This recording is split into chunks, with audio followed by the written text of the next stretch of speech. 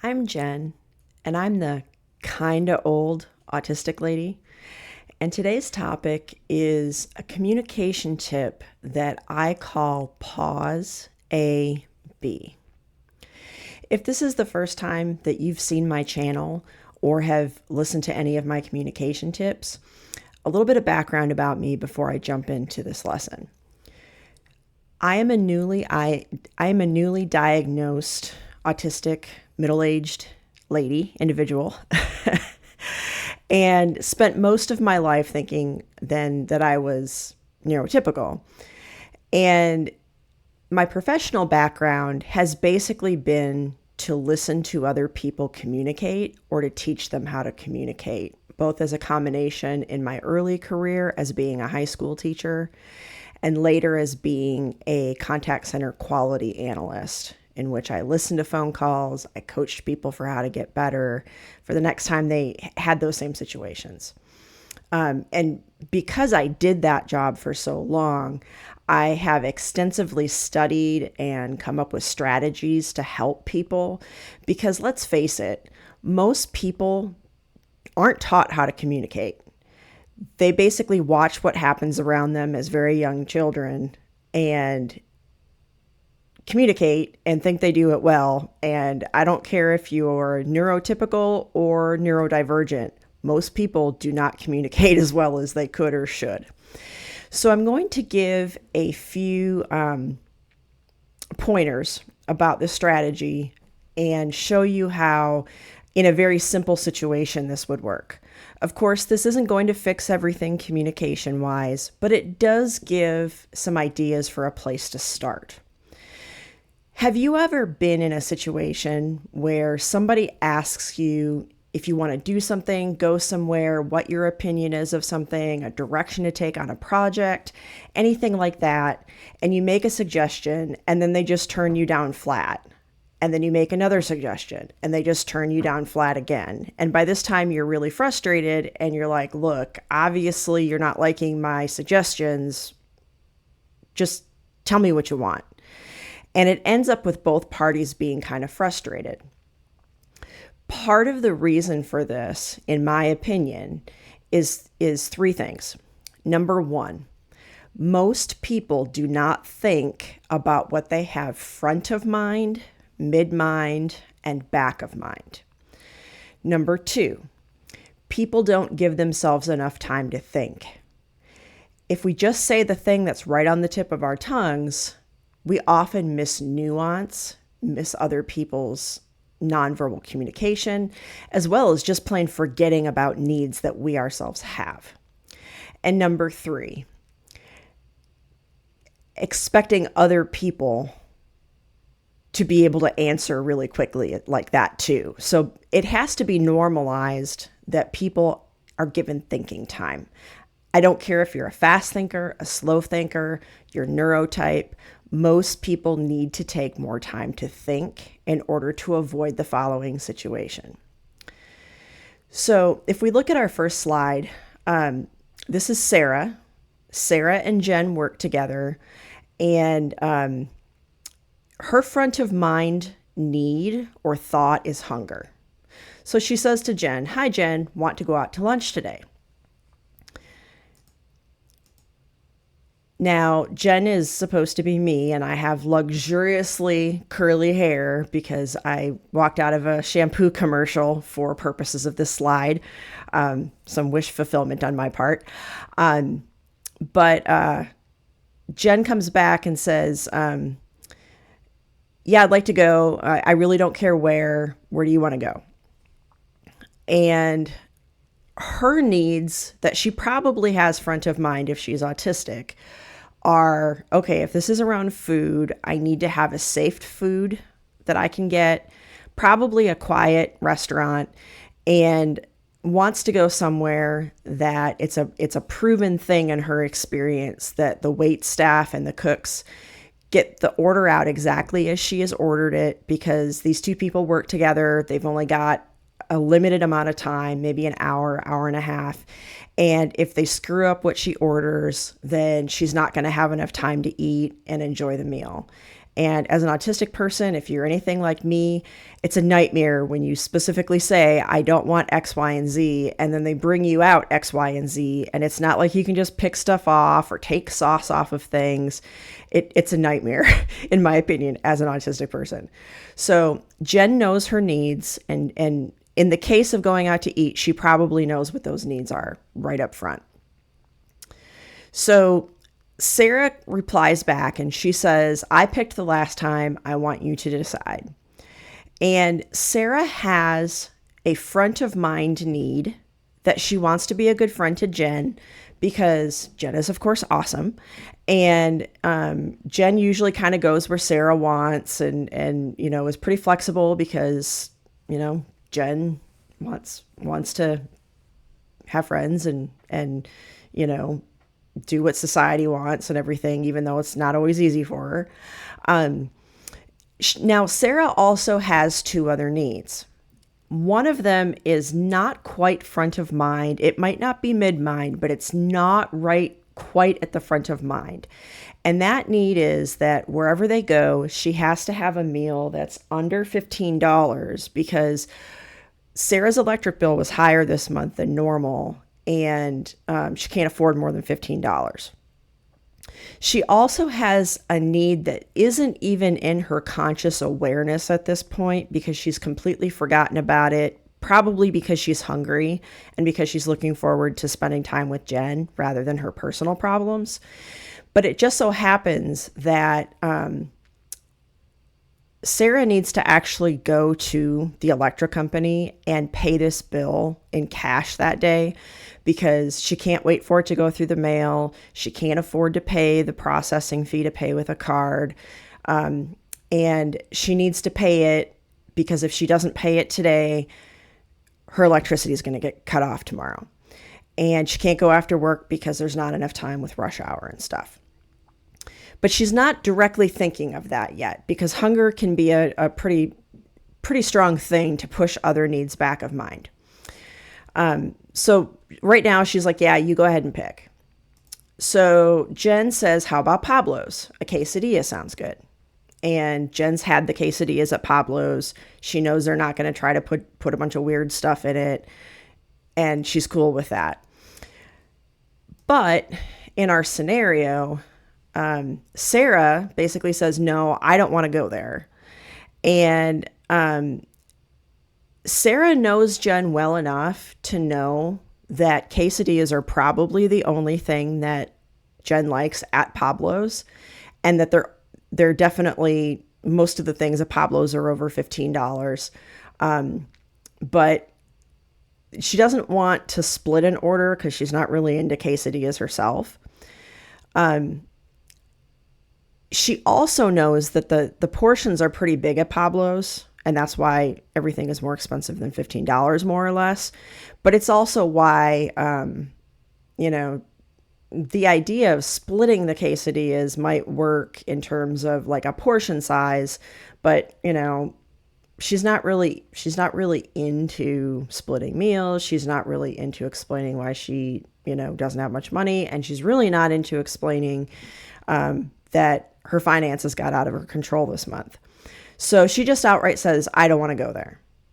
That's the only thing she says. And that's pretty common, I think, in regular communication, that people will just plain say, no, that's not what I want. So then Jen says, but I thought you said I could pick. Like, Jen was all like, hey, cool, I get to pick. This is what I want. And Sarah comes back and says, well, I do want you to pick. I don't want to go to Pablo's. Where else do you want to go? She's too embarrassed to tell Jen about the money thing. They're even if they're really good friends and they also happen to work together, she's embarrassed about it. But maybe they're not good friends. Maybe they're just work colleagues that are kind of friends and acquaintances, and she really doesn't want to get into her money situation with Jen because in a work scenario, maybe Jen makes more than she does, or maybe, they make the same, but Sarah's not good at managing her money, whatever it is. She really just doesn't want to talk about that. So she does say to Jen, where else do you want to go? And Jen comes back and says, well, how about that bread place on 23rd Avenue? I like their soup. And Sarah is now just starting to think about her bigger needs, because the money thing has kind of stuck around a little bit longer in this conversation. And she remembers about, hey, I've got to go to the other side of town where the electric company is because I have to pay this. Definitely isn't going to tell Jen that. So she just says, no, I don't want to go there either. What else sounds good? And Jen says, well, then you need to pick the place because you clearly have a place in mind. And Jen's pretty frustrated at this point. And Sarah comes back and says, well, I really don't have a place in mind. I just want to, I really want you to be able to eat a place that you're going to be happy with, because she's still trying to be a good friend to Jen. She still knows that Jen probably has some food needs, because this isn't the first time they've gone out together for lunch. And Jen comes back to that and says, but you keep telling me my ideas aren't good. You keep shooting me down. Just be direct with me and tell me where you want me to go. Let me tell you, I, as a newly understood to be recently diagnosed autistic person, this is where I would probably start raising my voice and maybe not being this nice and go, look, either I can pick and we go where I want, or you need to tell me where to go, because this clearly isn't working how this conversation is going. So here's my method. Remember, I'm Cole. Okay. I'm the kind of old autistic lady. My communication method here is called pause A-B. And what this looks like, or what this stands for, is you ask for some type of pause and actually say out loud, I need time to think about this. I know that might sound kind of weird and awkward to do, but trust me, people need to do it more in life. All kinds of people need to do it more in life. Everything would go more smoothly if everybody did it. And then what you do is you think, okay, here's an option A. And if we go to Pablo's, I would have the quesadilla. And here's an option B. If we go to the bread place on 23rd, I would have the soup. So you're being concrete, you're being very direct, but you're saying, okay, A or B. So here's what this looks like if this plays out like this. So, okay, Sarah says, hey, Jen, want to go out to lunch today? Jen says, hey, Sarah, that sounds like fun. Just like before, Sarah says, where do you want to eat? But in this scenario, Jen says, give me a minute or two to think about what I need to consider about our hour allotted time and what I need. And then actually take the time to think about it. Think about those two choices, and maybe even think about a third choice if you get turned down, because you don't know what this other person's thinking. The only person who's going to know what Sarah wants is Sarah. We can't jump into her head.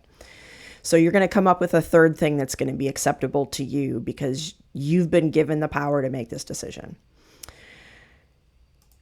So because you've said that you're going to think about it, Sarah's like, okay, I'll think about what I need to.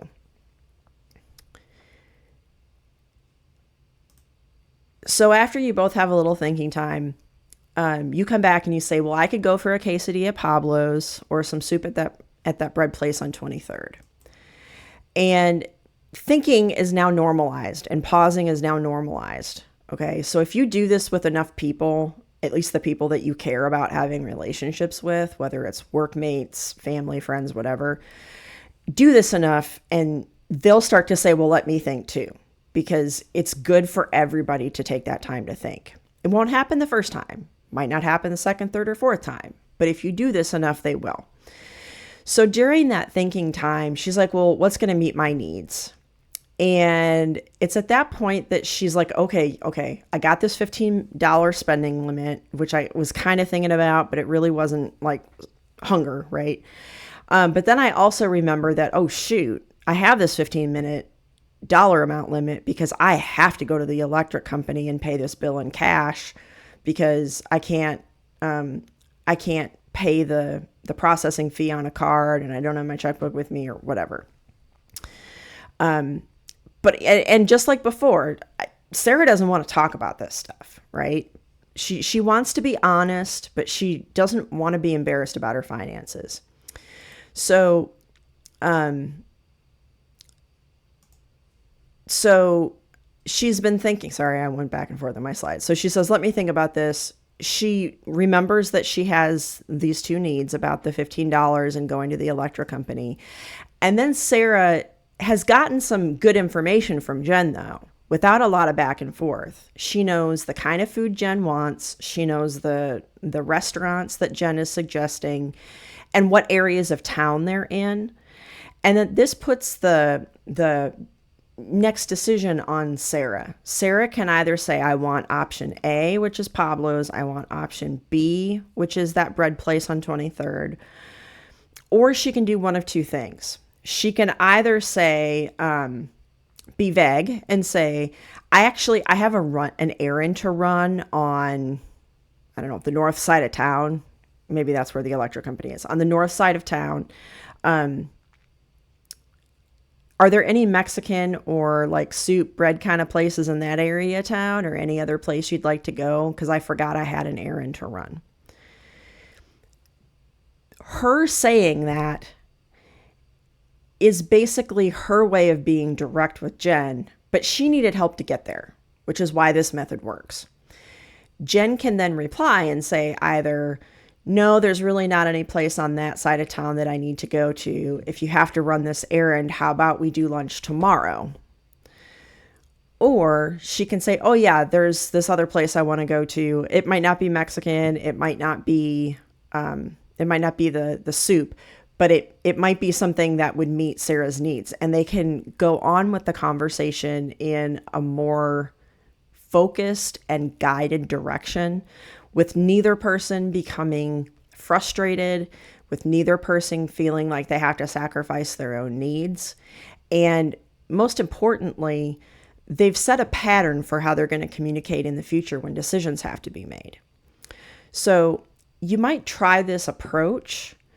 You might have to adjust it a little bit to meet your own unique personality and communication style. And you might have to tweak it for the types of relationships you have with people. Like maybe this will work with a friend, but not a coworker, because your friend's going to know you better than the coworker. You know, only you know yourself, your own situations, your own needs and communication styles.